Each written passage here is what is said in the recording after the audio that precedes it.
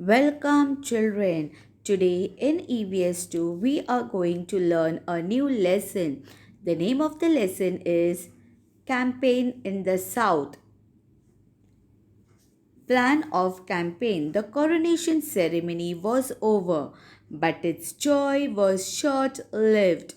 A short while after the coronation, on 17 June 1674, Ma Sahib passed away with all his subjects while all his subjects looked upon Shivaji Maharaj as their protector, Shivaji Maharaj himself depended upon the advice and help of Ma Sahib.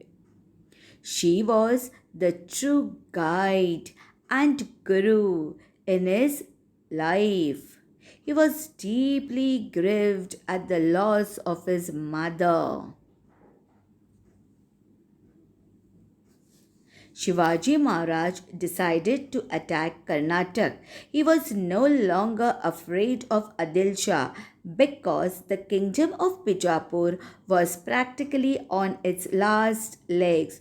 The real threat to Swaraj was from the north, for the Mughal Emperor Aurangzeb was biding his time to destroy the Maratha kingdom.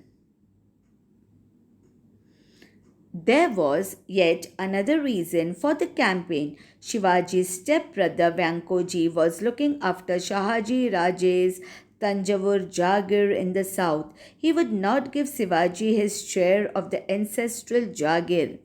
Neither did he display any love for Swaraj. He treated Shivaji with indifference. Shivaji thought that a personal meeting would resolve the dispute and Venkoji could be persuaded to help in the work of Swaraj.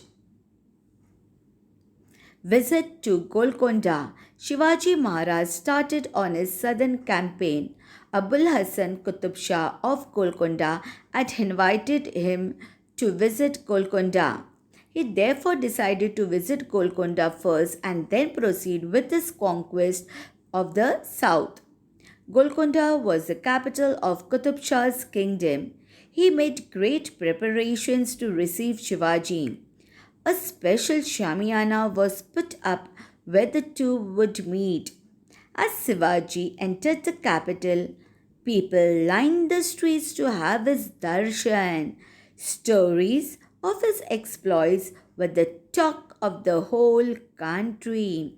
People had heard of the death of Afzal Khan at his hands, of the discomfiture of Shaista Khan, and of Shivaji's miraculous escape from Agra. Because of this, Shivaji Maharaj received a royal welcome. Conquest of Jinji. Taking leave of Qutub Shah, Shivaji proceeded south and reached the east coast. To the south of Chennai is the fort of Jinji. It is a big fort, as big and strong as Raigad. Shivaji besieged and captured it. A strong southern base was thus created for Swaraj. Then he besieged the Vellore fort. Meeting with Vankoji Raje. Shivaji Maharaj invited Vankoji Raje, his stepbrother, to meet him. Vankoji Raje reluctantly agreed. Shivaji received him with great honor and tried to win him over. He appealed to Vankoji Raje to help him in his work of Swaraj. For a few days, Venkoji Raje stayed with Shivaji Maharaj, but one night he returned to Tanjavur without even taking leave of Shivaji Maharaj. From Tanjavur, he actually attacked Shivaji's forces. He actually attacked Shivaji's forces.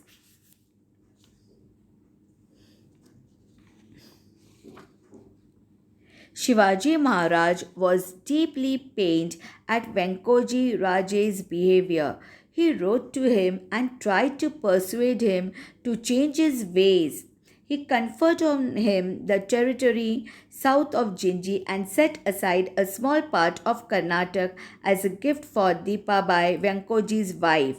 He said in his letter to Venkoji Raje, "Do not put your trust in your enemies, follow the path of warrior. The people's protector is no more." On 3rd April 1680, Shivaji Maharaj died, plunging his people into a sea of sorrow. The protector of people passed away. In his lifetime, Maharaj achieved so many great things. He vanquished very powerful enemies and founded Hindavi Swaraj. There was none in the whole of India who could match his achievements. He was a great national figure. Thank you.